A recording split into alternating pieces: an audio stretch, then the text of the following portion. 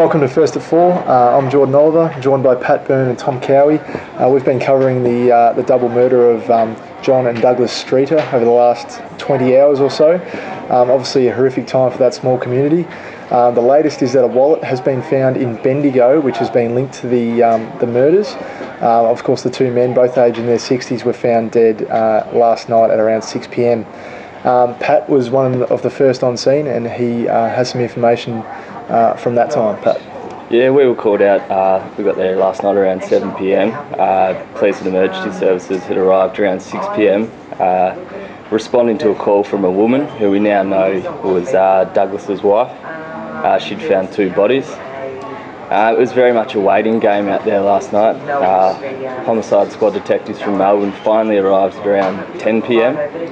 And they basically told us they had a long night ahead of investigations.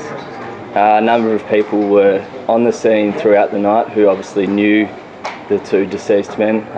There was a lot of emotion, obviously, and it was pretty tough times out there. No worries. And Tom's been hearing from plenty of people wanting to give tributes today.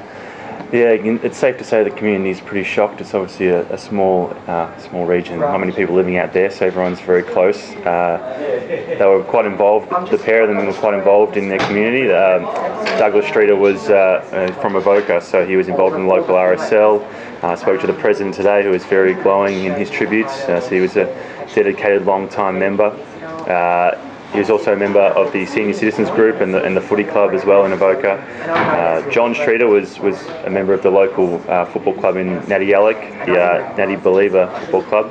And the president there was also very glowing, said he was a great contributor, turning up on time and early to help out with working bees and so on. So yeah, I think they'll be very much missed in their community. No worries, thanks. So also make sure you grab your copy of the Courier tomorrow for the latest on that one. And also on the cricket finals, which start tomorrow between Wendouree Cricket Club and Naps St Bass. Wendouree, of course, going for 5 in a row, which will be a first for the BCA. So for all that more, catch the Courier or visit thecourier.com.au.